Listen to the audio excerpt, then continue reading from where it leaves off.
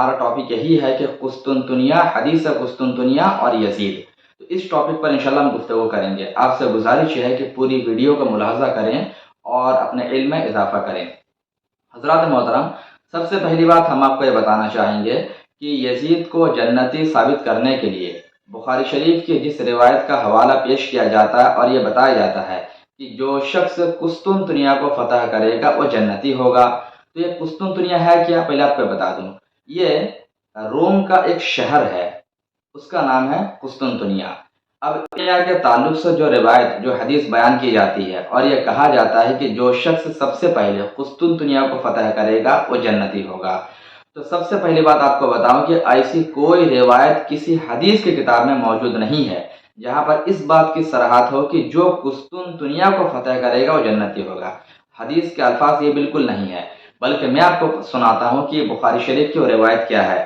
نبی پاک صلی اللہ علیہ وسلم نے ارشاد فرمایا، حدیث کا جیش من امتی یغزون مدینہ قیصر مغفور لہم، یعنی میری امت کا پہلا لشکر جو قیصر کے شہر پر چڑھائی کرے گا اس کے گناہ بخش دیے جائیں گے. حدیث کا الفاظ یہ ہے، یہ بخاری شریف کی روایت ہے اور اس کا ریفرنس نمبر بھی آپ چاہیں تو نوٹ کر سکتے ہیں. اس کا حوالہ نمبر ہے 2924، حدیث نمبر 2924 ہے، بخاری شریف کی روایت ہے جس کا ترجمہ میں نے آپ کو سنا دیا. اب آپ تھوڑا انصاف سے فیصلہ کریں کہ یہاں پر حدیث میں کیا بتایا گیا. اولو جیش من امتی، یعنی میری امت کا پہلا گروہ، پہلا گروپ جو قیصر کے شہر پر حملہ کرے گا، قیصر کے شہر، وہ مغفور لہم، وہ بخشایا ہوگا. اب یہاں پر تو اولا قسطنطنیہ کا ذکر نہیں ہے، قیصر کے شہر کا ذکر آیا، اور قیصر کے تو بہت سارے شہر ہو سکتے ہیں. اس کا سلطنت اس وقت میں ہمس تھا، ہمس بھی ہو سکتا ہے، اور اس کے علاوہ قسطنطنیہ بھی ہو سکتا ہے، بہت سارے شہر اس کے ہیں. تو اولا تو یہاں پر قسطنطنیہ کا ذکر آیا ہی نہیں، اور دوسری بات یہ ہے کہ جنتی ہونے کا دعویٰ کیا جا رہا ہے کہ وہ جنتی ہوگا. تو ایسا لفظ حدیث پاک میں آیا ہی نہیں. تو اس حدیث کا یہ مفہوم نکالنا کہ جو قسطنطنیہ کو فتح کرے گا وہ جنتی ہوگا، یہ کہاں سے درست ہو سکتا ہے؟ یہ تو حدیث کو توڑ موڑ کر پیش کرنا ہو گیا. اور ڈریں یہ لوگ نبی پاک کی اس روایت سے جہاں پر میرے آقا نے ارشاد فرمایا کہ جو شرب علیہ متعمدا فلیتبوأ مقعدہ من النار، جو مجھ پر جھوٹی بات گڑے گا وہ اپنا ٹھکانہ جہنم میں بنائے گا. تو جھوٹ موٹ جو لوگ یزید کو آگے بڑھانے کے لیے، اسے جنتی ثابت کرنے کے لیے اس طرح کی روایت کو گڑھ کے بیان کرتے ہیں، وہ اپنا ٹھکانہ جہنم میں ہے، یہ جان کر چلے. یہ پہلی بات. دوسری بات آپ کو بتانا چاہوں گا کہ اگر حدیث پر اگر آپ غور کریں گے اور تاریخ کا مطالعہ کریں گے تو آپ کو معلوم ہوگا، جیسا کہ حضور شارح بخاری رحمۃ اللہ تعالی علیہ نے فتاوی شارح بخاری جلد 2 کے اندر اس کا ذکر فرمایا ہے، اور یہ لکھا ہے کہ اگر بفرض محال مان بھی لیا جائے کہ اس حدیث کا مصداق یزید ہے، تب بھی اس حدیث کی تاریخ کا اگر مطالعہ کریں گے تو معلوم ہوگا اس کا پس منظر کچھ اور ہی ہے. کیونکہ یزید کے قسطنطنیہ پر حملہ کرنے سے پہلے بھی 4 بار قسطنطنیہ پر حملہ ہو چکا تھا. قسطنطنیہ شہر پر 4 بار پہلے ہی حملہ ہو چکا تھا، جیسا کہ البدایہ اور نہایہ میں اس کا ذکر آیا ہے. تو سب سے پہلی مرتبہ قسطنطنیہ میں جب حملہ ہوا سن 32 ہجری میں، سن 32 ہجری میں حضرت معاویہ رضی اللہ تعالی عنہ کے سربراہی میں سب سے پہلے قسطنطنیہ شہر پر حملہ ہوا. دوسری مرتبہ سن 43 ہجری میں، تیسری مرتبہ سن 44 ہجری میں، اور چوتھی مرتبہ سن 46 ہجری میں قسطنطنیہ پر حملہ ہوا. اب آپ اندازہ لگائیے کہ آلریڈی 4 بار قسطنطنیہ پر حملہ ہو چکا تھا. اب جس قسطنطنیہ پر یزید کی سربراہی میں حملہ کا ذکر آیا ہے، جو تاریخ کے حوالے سے ملتی ہے بات، وہ تقریباً 50 ہجری میں یا 52 ہجری میں ہوا ہے. یعنی یزید کے سربراہی میں قسطنطنیہ پر حملہ جو ہوا وہ 50 ہجری یا 52 ہجری میں ہوا ہے، حالانکہ اس سے پہلے 4 بار جو ہے قسطنطنیہ پر حملہ ہو چکا تھا.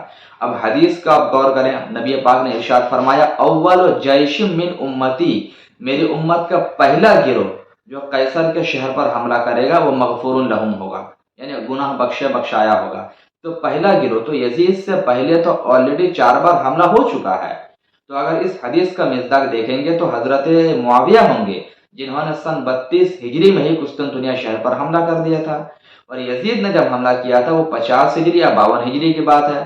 تو کسی بھی اعتبار سے یزید جو ہے اس حدیث کا مصداق نہیں ہے، اور جب حدیث کے مصداق نہیں ہے تو اس کو جنتی کہنا اور اس کے تعلق سے روایت بیان کرنا کہ قسطنطنیہ کے حدیث کے بنا پر یزید جنتی ہے معاذ اللہ، یہ تو حدیث کے مفہوم کو، حدیث کے معنی کو غلط بیان کرنا ہے اور حضور پر جھوٹ بات کو بیان کرنا ہے۔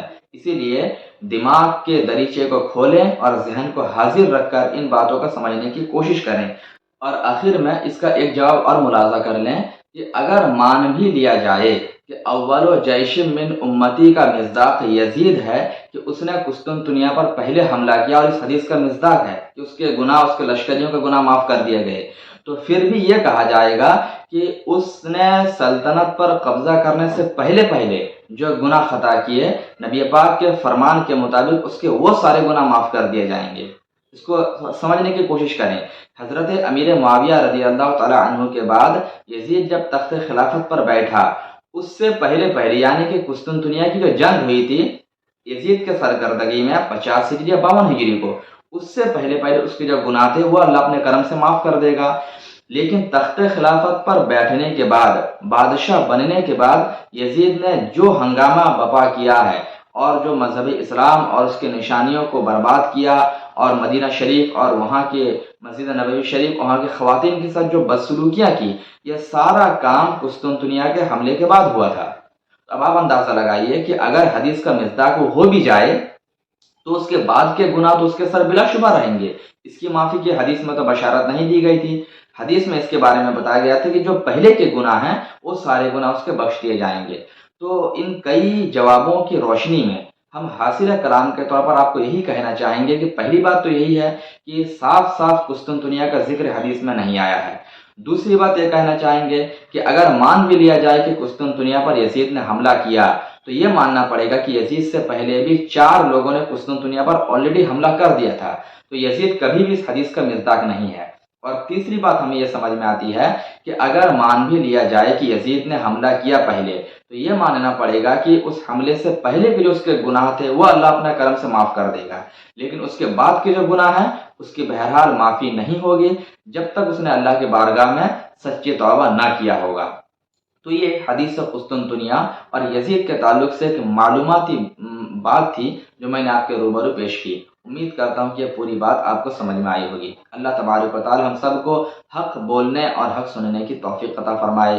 السلام علیکم ورحمۃ اللہ تعالی وبرکاتہ۔